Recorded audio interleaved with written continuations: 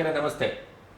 Ravichandran 52 crazy star ಅರ್ಧ ಶತಮಾನದ ದಾಟಿ ನಡೆದಂಥ ನಡಿಗೆಯನ್ನು ನಿಮ್ಮೆದುರು ದಾಖಲಿಸಲಿಕ್ಕೆ ಇಲ್ಲಿ ಕೂತಿದ್ದೇವೆ.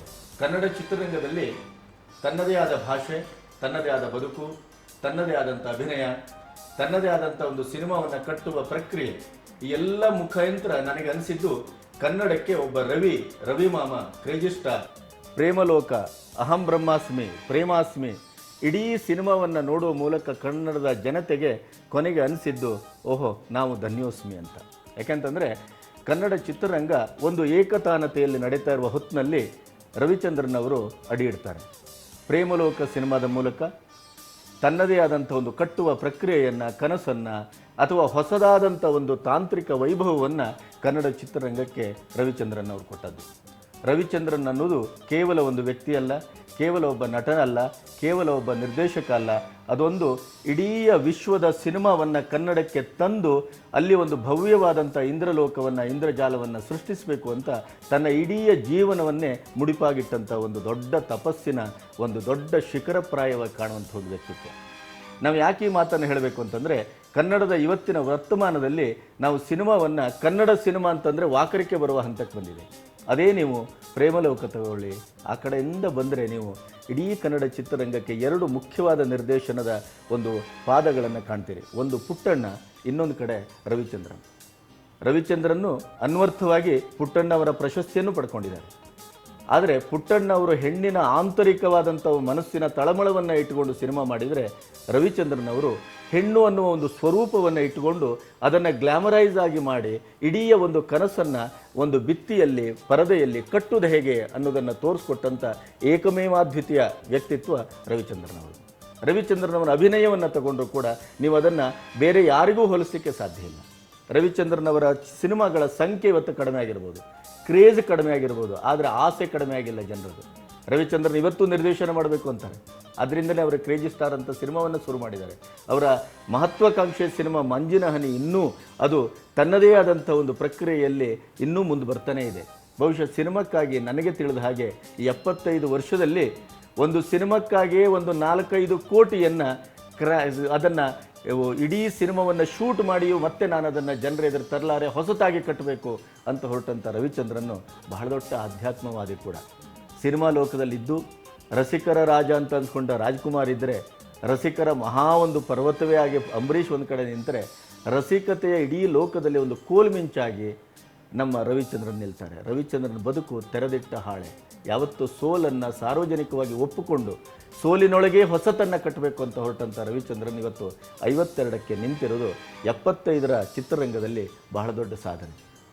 7ಕ್ಕೂ ಹೆಚ್ಚು ರಾಜ್ಯ ಪ್ರಶಸ್ತಿಗಳು, ಫಿಲ್ಮ್ಫೇರು ಇವೆಲ್ಲವನ್ನು ತಗೊಂಡು ಕೂಡ ತಾನಿನ್ನೂ ಸಾಧಿಸಬೇಕಾದದ್ದು ಬಹಳಷ್ಟಿದೆ ಅಂತ ಹೊರಟಂಥ ರವಿಚಂದ್ರನ್ ಅವರ ಬರ್ತ್ಡೇ ನಮ್ಮ ಇವತ್ತಿನ ಕಳೆಗುಂದುತ್ತಾ ಇರುವಂಥ ಸಿನಿಮಾ ರಂಗಕ್ಕೆ ಅವರು ಹೊಸ ಒಂದು ಚೈತನ್ಯವನ್ನು ಕೊಡ್ಬೋದು ಅನ್ನೋ ಆಶಯದಲ್ಲಿ ಇವತ್ತು ಅವರ ಮನೆಗೆ ಬಂದಿದ್ದೇವೆ, ಅವರ ಮನಸ್ಸಿಗೆ ಬಂದಿದ್ದೇವೆ, ಅವರನ್ನು ಮಾತಾಡಿಸ್ಬೇಕು ಅಂತ ಬಂದಿದ್ದೇವೆ.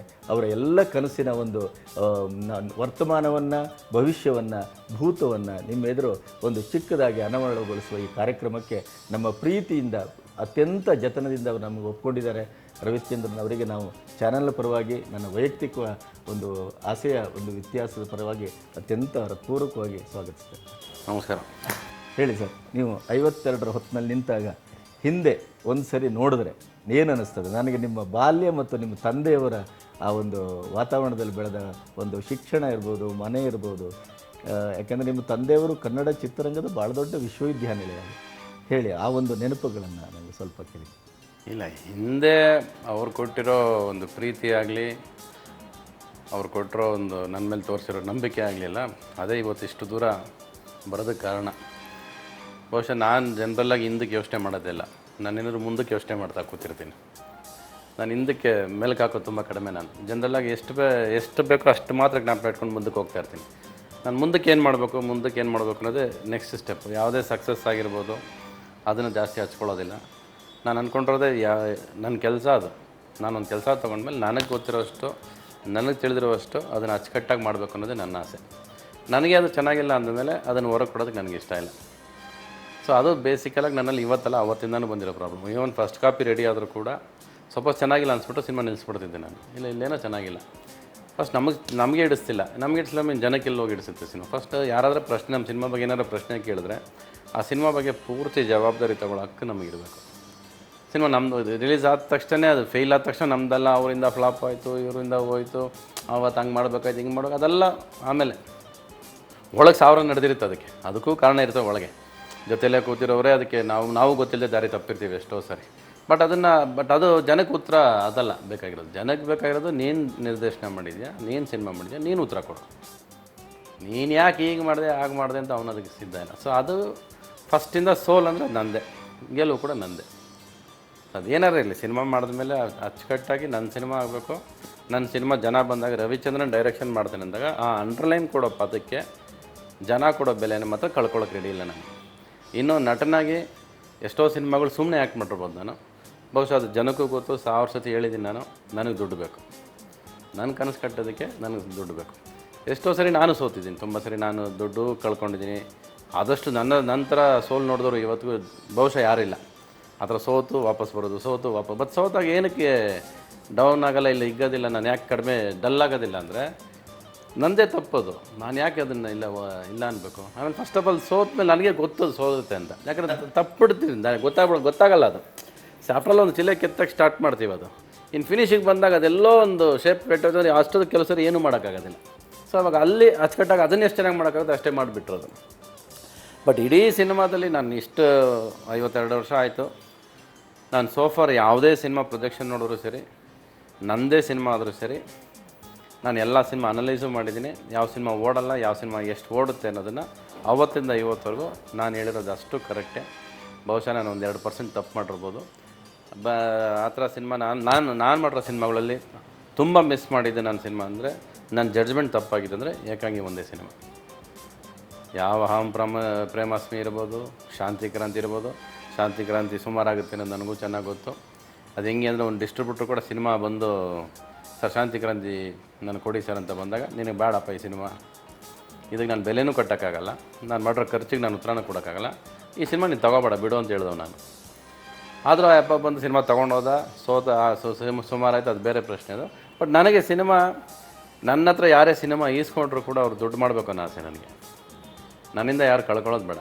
ಆ ಕಳ್ಕೊಳ್ಳೋದೇನಿದ್ರು ನಾನು ಕಳ್ಕೊತೀನಿ.